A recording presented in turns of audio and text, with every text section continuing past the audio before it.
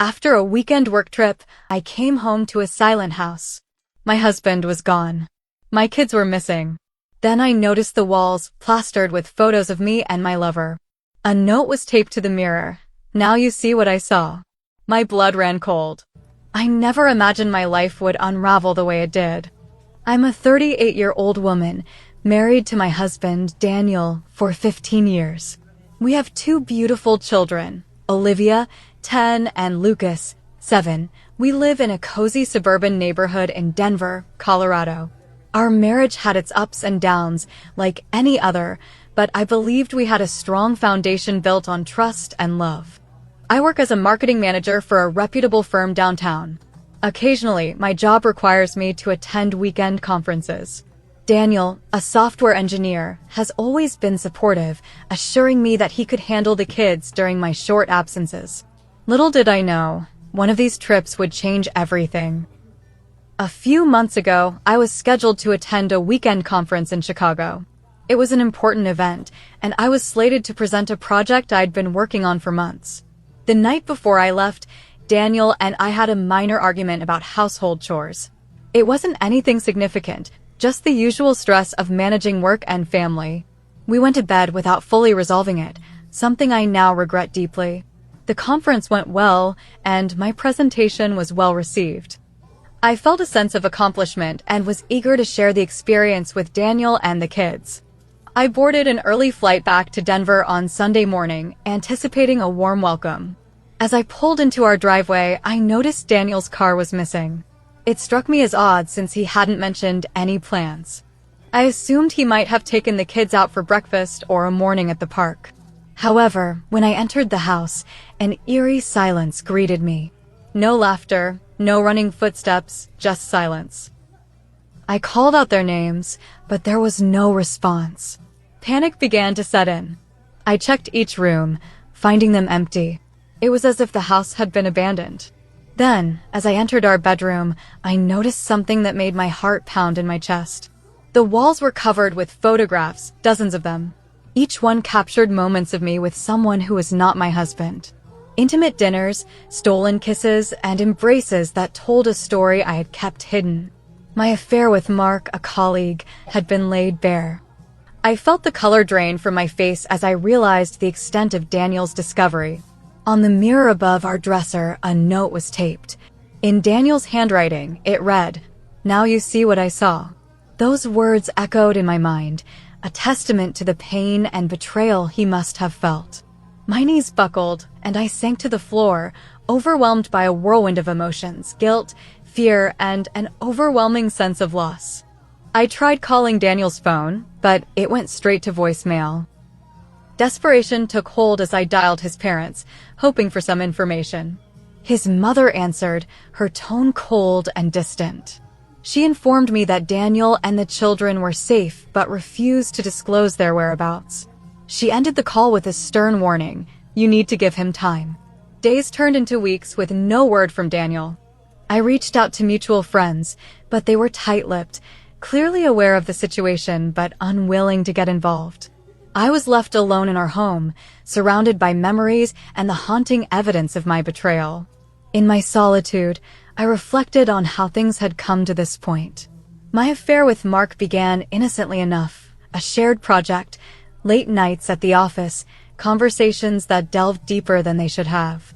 I justified my actions by convincing myself that Daniel had become distant, that our intimacy had waned. But those were just excuses. The truth was, I had made choices that shattered the trust in my marriage. One evening, as I was sifting through the remnants of our life together, I found a flash drive labeled "Watch Me." With trembling hands, I plugged it into my laptop. A video began to play. It was a montage of our family moments interspersed with the incriminating photos of my affair. Daniel's voice narrated, expressing his heartbreak and confusion. He spoke directly to me, questioning why I had chosen to betray the family we had built. Tears streamed down my face as I listened to his words. The depth of his pain was palpable, and I knew that no apology could undo the damage I had caused. I realized that my actions had not only hurt Daniel, but had also disrupted the lives of our children. The thought of Olivia and Lucas being caught in the crossfire of my mistakes was unbearable. Determined to make amends, I began writing letters to Daniel and the kids. I poured my heart into them, expressing my remorse and love. I didn't expect forgiveness, but hoped to convey my sincere regret. I left the letters with Daniel's parents, unsure if they would reach him. Weeks later, I received a response, not from Daniel, but from his attorney. Divorce papers were enclosed, along with a restraining order preventing me from contacting him or the children directly. The reality of my actions hit me like a freight train. I had lost my husband, my children, and the life we had built together.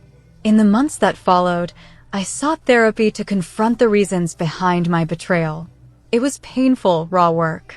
There were days I couldn't even look at myself in the mirror. Every corner of that house reminded me of what I had destroyed. I moved out eventually. I couldn't live in that house any longer, the house where we raised our kids, where we celebrated birthdays and Christmas mornings. It became a graveyard of memories, and every room echoed with what I'd lost. I found a small apartment not far from my old neighborhood. I hoped, maybe foolishly, that one day I'd run into Daniel. That maybe I'd get to see the kids. But months passed. Nothing. Then, just when I was starting to find some kind of routine, something strange happened. One afternoon, I got a letter in the mail. Not from Daniel, but from Mark. Yes, that Mark. The man I had the affair with. I hadn't heard from him since everything blew up. We didn't speak after Daniel found out. Honestly, I didn't want to. I hated him. I hated myself more, but I blamed him too. He knew I was married. He knew I had kids. But he kept pushing, kept flirting, and I let him. The letter was short. A few lines. I'm sorry for everything. I never meant for it to go that far. There's something I think you should know. Call me. I should have thrown the letter away. I should have ripped it in half and burned it. But I didn't. I stared at it for hours before finally picking up my phone. When I called, he picked up immediately. No hello. Just said, I think Daniel's been watching me. My heart stopped. What do you mean? He's been outside my apartment. In his car. At night. He never comes in. Just sits there. Staring. Every night for the last 3 weeks. I couldn't believe it. Daniel? My Daniel? The man who wouldn't even speak to me now showing up at Mark's place like some kind of ghost? I tried to talk to him. Mark continued, but he drove off. Twice. I don't know what he wants from me, but I feel like something's coming. He's different. My stomach twisted. Don't call me again, I said and hung up. I didn't sleep that night. My mind kept racing. Why would Daniel be following Mark? What did he want from him? Revenge? Closure? A few days later, I found out from a mutual friend that Daniel had taken a leave from work. Nobody knew why. He didn't say much. Just cleared out his office, sent an email to HR, and vanished. Then the text started. Blocked number. Still think you know everything? What if I told you he wasn't your first? Ask Mark who told him your marriage was falling apart. I couldn't breathe. I called Mark again. He didn't answer. But a few hours later, he showed up outside my apartment. He looked different, tired, paranoid, like he hadn't slept in days. He admitted something that flipped my world upside down. He said someone had told him I was vulnerable. Someone close to me. Someone who knew everything, how stressed I was, how lonely I felt in my marriage. Someone who told him Daniel had pulled away, that I was basically single in all but name.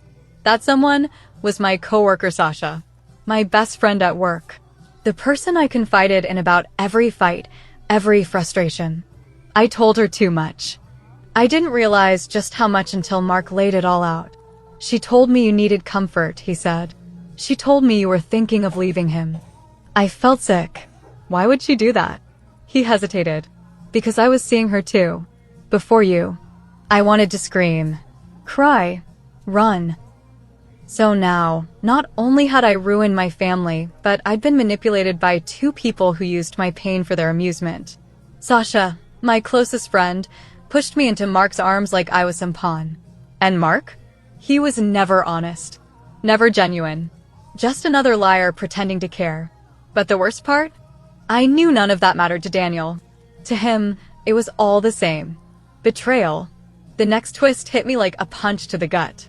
One night, as I was coming home from work, I saw someone standing outside my building. At first, I thought it was Mark again. But as I got closer, I saw it was Daniel. He looked thinner, tired, but calm, too calm. "I need to talk," he said. "Not here." I didn't hesitate. I got in his car. We drove in silence for nearly 30 minutes, out of the city, into the edge of the mountains. He pulled over near a hiking trail we used to visit with the kids. The sun was setting. Everything looked cold. "I wanted to hurt you," he said. "Every single day since that note. I wanted to make you feel what I felt." I stayed quiet. I didn't know what to say. But then I realized something. "You didn't just betray me. You betrayed yourself. You had a good life. We weren't perfect, but we were trying. And you threw it away." His voice broke a little. "I'm not coming back. I don't want to fix anything. I just wanted to see your face when you realized it's really over." Then he got back in the car and drove off. Left me standing there in the dark alone. And the worst part? I didn't even try to stop him. I stood in that parking lot long after Daniel's car disappeared down the winding road. The cold air stung my skin, but I barely felt it. His words were still ringing in my ears. "You didn't just betray me. You betrayed yourself." And he was right. But what he didn't know, what I hadn't even admitted to myself, was that there was more to this than just the affair. A week after that night in the mountains, I got a call from a blocked number. Again. I almost didn't answer, but something in me said to pick up. A male voice. Calm. Measured. "Not Daniel. Not Mark. You should check your email." Before I could respond, he hung up. Confused, I ran to my laptop and opened my inbox. One new message. No subject line. No sender info. Just a video file attached. I hesitated, then clicked play. The screen flickered, then showed a timestamp. March 12th. That was a month before my trip to Chicago. It was hidden camera footage. The angle was from inside my bedroom. The camera was clearly planted in our ceiling vent. I watched in horror as the video showed me and Mark together. Intimate. Laughing. Everything. Every secret moment. Recorded. Then it cut to another angle. This time from my living room. And another from the hallway. There were multiple cameras. All hidden. All set up long before Daniel found out about the affair. The video ended with a still frame of my bedroom, followed by a black screen with white text. Did you ever ask how he found out? My stomach twisted. My hands were shaking. Daniel didn't just stumble on a few messages or catch us by accident. He planned it. He recorded it. Every moment. Every word. He had been watching us for months, probably before I even knew I wanted to cheat. I tried calling him. Straight to voicemail. I emailed him. Nothing. That's when I went to Sasha's place. I hadn't seen her since Mark told me everything. She didn't answer the door at first, but I kept knocking until she finally opened up. She looked like hell. Hair a mess, dark circles under her eyes. "I need to know what's going on," I said. "Tell me the truth." She didn't even pretend to be confused. She let me in without a word and sat down on her couch like she'd been waiting for this. "I was in love with him," she said. "Daniel." I just stared at her. She laughed bitterly. "Yeah. While you were crying to me about your sex life and your boring routine, I was listening. Every damn word. And guess who was listening too?" I didn't respond. She leaned forward. "He used me. I thought he wanted me, but he just wanted information. About you." My heart dropped. "I helped him," she said. "I told him about you and Mark. I told him when you had drinks. When you went on those late work nights. I even helped him set up the cameras." I felt like I was going to throw up. "Why?" I whispered. She looked at me dead in the eye. "Because I hated you. You had everything. A family, a career, a husband who actually gave a damn. And you still cheated." The room went silent. Then she said something that I'll never forget. "He was never trying to get you back. He was trying to destroy you." That night, I didn't go home. I drove around the city for hours, not even knowing where I was going. My life had become a maze of lies, and every exit I found just led to another wall. I tried filing a police report about the hidden cameras. But because it was his house and we were still legally married at the time, they said it was a gray area. No charges. No investigation. Just a note in the system. But then came the custody hearing. I showed up with everything I had, proof that I was getting therapy, stable income, clean living conditions. I was ready to fight. Then Daniel walked in with a thick folder. I knew what was inside before he even opened it. Photos, videos, emails, screenshots, all of it. The judge barely looked at me. I could tell the decision had already been made. Daniel got full custody. No visitation.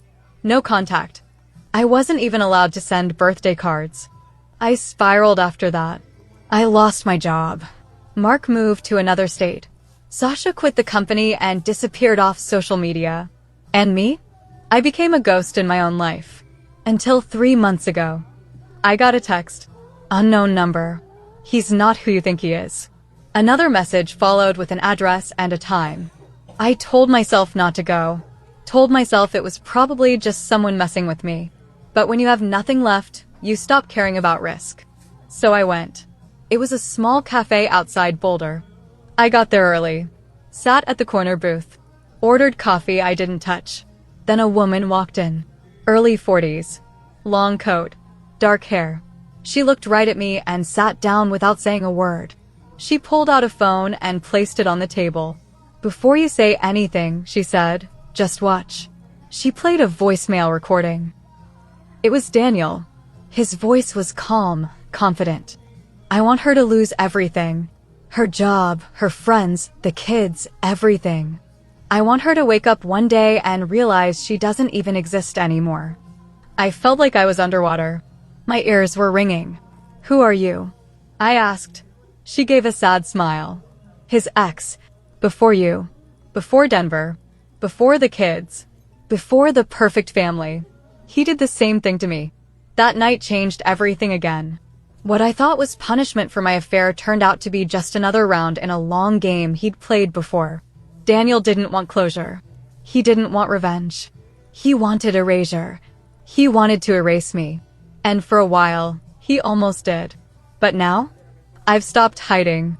I've started documenting. I've started talking. I don't know how this ends, but it's not over yet.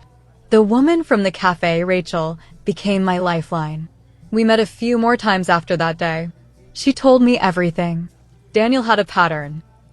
He'd target women who were smart, driven, emotionally vulnerable.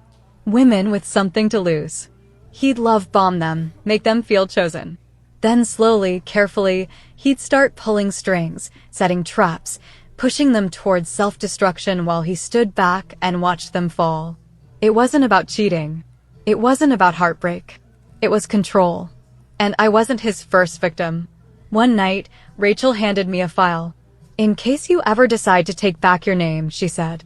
Inside were documents, emails, receipts. Proof that Daniel had hired a private investigator a full year before I ever met Mark. That he'd hacked into my personal accounts, tracked my movements, and even manipulated a former therapist into breaching confidentiality. All while pretending to be the supportive husband. I felt sick. It was more than revenge. He built a case against me before I even slipped up. Like he was waiting for me to fail. I finally understood something I hadn't been able to accept. My affair didn't cause the end. It was the match thrown on gasoline he'd been pouring for months. Maybe longer. I wanted to scream. So I did the one thing he probably didn't expect. I spoke out. I wrote a letter. Not just to him, but to everyone. His friends. His family. Our old neighbors. The judge. His workplace. I included excerpts of the recordings, documents Rachel had given me, timestamps of the cameras. I sent it out in one big, brutal wave. And then I waited. For days, nothing. Then the calls started. First from Daniel's mother, who sobbed and apologized for shutting me out. I didn't know.